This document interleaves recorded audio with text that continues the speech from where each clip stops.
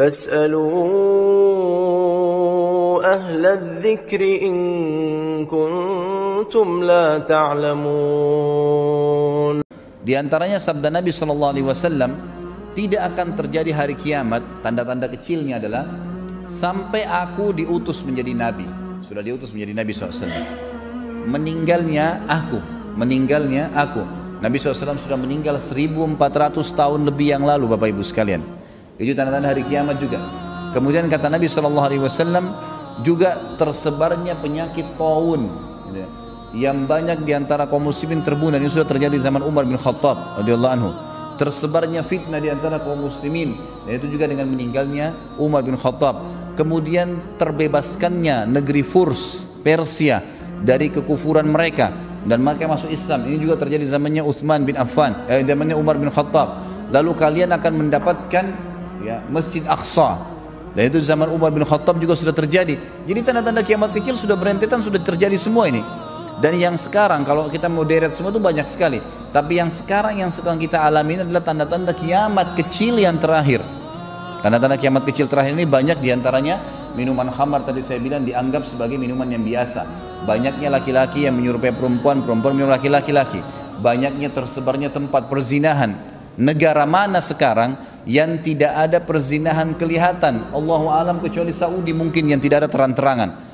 Kalau sekarang lebih banyak negara Islam, Indonesia negara Islam, lampunya terang, tempat diskotik, bar, maksiat, tempat perzinahan, umum perzinahan, cuma dinamakan tempat hiburan. Di dalamnya ada perempuan penghibur, udah tempat perzinahan, cuma dinamakan dengan nama lain. Saya kemarin umroh, ini bimbing umroh, saya masuk ke Turki. Saya pikir Turki itu mungkin seperti menamakan nama Islam, membawa nama Islam karena dulu khilafah Islamiyah. Sampai saya mengunjungi istana-istana para sultan yang dulu memimpin khilafah Utsmaniyah, sedih melihatnya. Subhanallah, hampir di setiap pinggir jalan jarang kita temukan perempuan yang berjilbab. Jarang sekali. Sampai saya tanya pembimbing turnya, laki-laki, saya bilang, ini sudah jadi kebiasaan orang-orang Turki. Apa ini semua muslim? Dia bilang ini semua muslim. 95% muslim, sama dengan kita. Orang Indonesia, banyak sekali muslimnya. Tapi nggak ada simbol Islam. Tidak ada simbol Islam di situ. Ini bukan tanda-tanda hari kiamat. Tanda-tanda kiamat kecil juga adalah terbukanya aurat. Sampai-sampai kalian sudah, sampai-sampai orang yang menutup aurat itu dianggap asing, dan orang-orang yang membuka aurat dianggap prestasi. Sekarang sudah terjadi itu. Orang yang jalan sekarang perempuan pakai rok pendek percaya diri. Orang yang pakai jilbab malu jalan di tempat keramaian. Terbalik sekarang. Makanya sabda Nabi SAW, Islam itu bermula asing dan akan kembali asing nanti, tanda-tanda hari kiamat. Maka beruntunglah orang-orang yang dianggap asing pada saat itu. Banyak tanda-tanda hari kiamat. Satu-satunya tanda-tanda kiamat kecil yang belum terjadi adalah Malhamah Kubra namanya. Malhamah Kubra ini adalah perang besar-besaran terjadi antara Islam sama kekuatan Nasrani. Saya bukan menyebutkan ini kemudian mengatakan kita harus perang, bukan. Ini memang hadis Nabi menyampaikan masalah itu. Nabi SAW menjelaskan akan terjadi nanti tahaluf. Tahaluf itu kesepakatan antara kalian dengan Bani Ahmar. Bani Ahmar itu orang turunan orang-orang non muslim, diistilahkan dengan Bani Ahmar di zaman Nabi SAW. Bapak Ibu sekalian, kata Nabi SAW, nanti akan tahaluf, akan bersatu untuk memerangi satu kaum. Tidak tahu kaum ini siapa, Allahu alam. Siapa mereka yang akan diperangi tidak tahu, tapi waktu itu orang muslim sama orang Nasrani akan bersatu. Kemudian setelah menang melawan yang sedang menjadi target itu, dia dikeroyokin kelompok itu, tidak tahu kelompok itu siapa, Allahu alam. Kemudian nanti kalian akan menang. Lalu pulanglah masing-masing prajurit-prajurit ini ke tempatnya. Sampai ada prajurit muslim dan Nasrani dari negeri Syam. Negeri Syam. Jadi negeri Syam itu sekarang Syria, Lebanon, Palestina dan Yordania. Jadi dulu negeri Syam namanya. Lalu kemudian orang-orang prajurit-prajurit Nasrani mengangkat bendera salib sambil mengatakan, kamilah yang memenangkan peperangan, ini kemenangan Kristen. Maka kata Nabi SAW, prajurit-prajurit muslim tidak bisa terima dan mengatakan, kami juga memenangkan peperangan, kami tidak bersama kalian. Intinya adalah cekcok di antara mereka dan akhirnya terjadi perang kecil. Dan kata Nabi SAW, kelompok itu muslim yang sedang membela pada saat itu yang sedang terjadi perang kecil, Allah akan karuniahi mereka mati syahid. Semua mati syahid pada hari itu terbunuh, gitu kan? Tapi tidak disebutkan jumlahnya. Lalu ada sisa pasukan keesokan harinya di negeri Syam yang sepakat untuk membela saudara-saudara yang terlanjur dibunuh kemarin.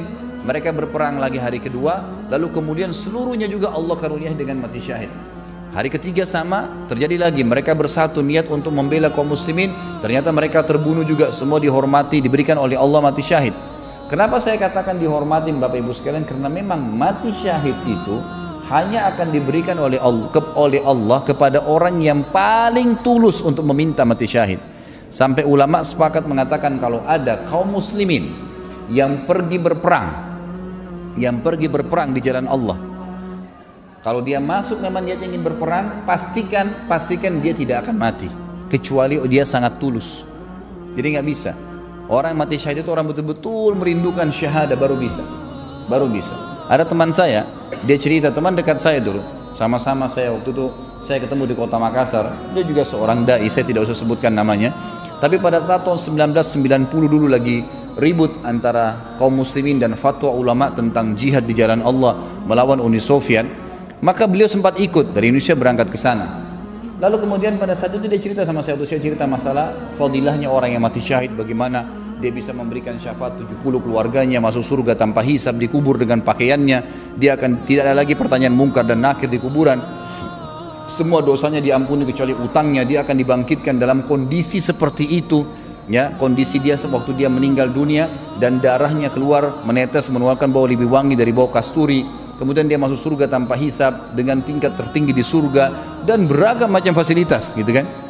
Maka saya bilang itu fadilah luar biasa. Dia bilang subhanallah. Terus saya bilang orang yang masuk medan perang, setahu saya ulama bilang tidak sembarangan mati syahid. Dia bilang sama saya tiba-tiba, saya alamin itu. Dia bilang akhi, dia bilang saya alamin. Saya bilang gimana antum alamin? Dia bilang saya pernah ikut waktu itu. Sebagaimana antum tahu pernah saya ikut di perang di jihad itu. Kemudian saya pernah jalan di sebuah tempat, kami menghindari peluru orang-orang Rusia yang banyak sekali. Di depan saya ada orang Filipina Muslim ikut berperang, saya orang Indonesia tengah-tengah, di belakang kami ada satu orang Pakistan. 3 orang ini lagi jalan gerunduk-gerunduk.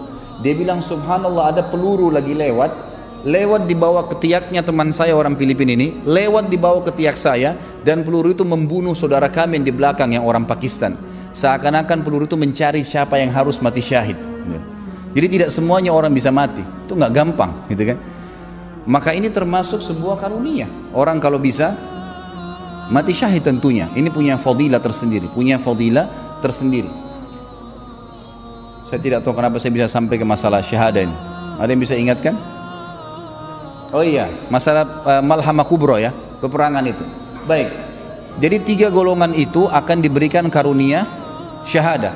Hari keempat jemaah sekalian, kata Nabi SAW akan bergabung seluruh pasukan muslimin dari seluruh pelosok dunia. Maka berkumpullah kalian semua di negeri Syam. Ini tanda-tanda kiamat kecil terakhir nih. Kalian semua akan berkumpul di negeri Syam dan akan berkumpul menghadapi kalian 80 bendera dari kekuatan Nasrani. Sebagian ulama hadis mengatakan 80 negara.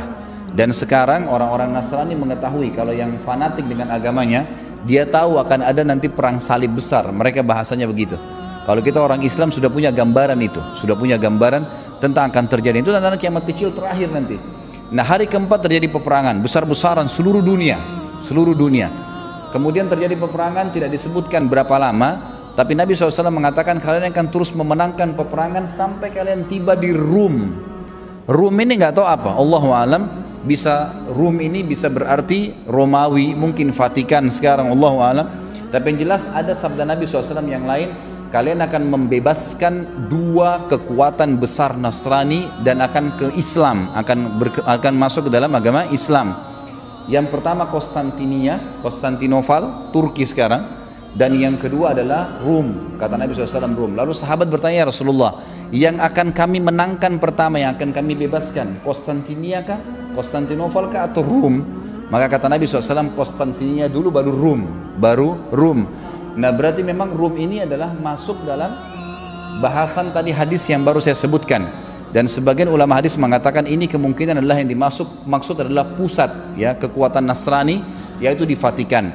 Nah pada saat kaum muslimin sudah sampai di situ dan akan menjebol, bahkan dalam hadis lain disebutkan pintu kekuatan Nasrani yang ada di negeri itu. Kalau sekarang kita tahu memang di Vatikan ada pintu besar.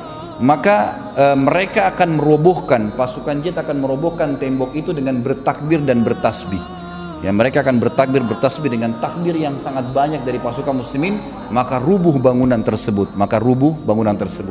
Kata Nabi SAW sebagai penutupan hadis ini, beliau mengatakan pada saat itu iblis menjelma jadi manusia dan masuk di tengah-tengah kaum muslimin, lalu mengatakan, wahai muslimin, Dajjal sudah keluar di tengah-tengah kalian.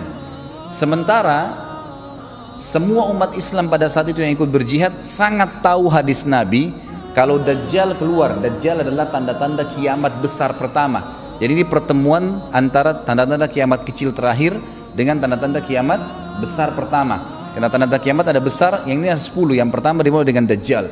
Maka kata Nabi SAW, iblis akan menjelma menjadi manusia dan berkata, wahai muslimin, akan keluar atau telah keluar Dajjal di tengah-tengah keluarga kalian. Dan muslimin pada saat itu sangat tahu hadis Nabi, ya, kata Nabi SAW, akan keluar Dajjal nanti di akhir zaman. Siapa di antara kalian yang mendengarnya keluar di satu tempat, maka dia menjauhinya. Maka dia menjauhi tempat itu, pergi jauh, jangan sampai mendekat, gitu kan? Dan siapapun, walaupun dia harus ke gunung, jangan seseorang di antara kalian berkata iman saya kuat lalu dia menghadapinya, maka dia menjadi pengikutnya.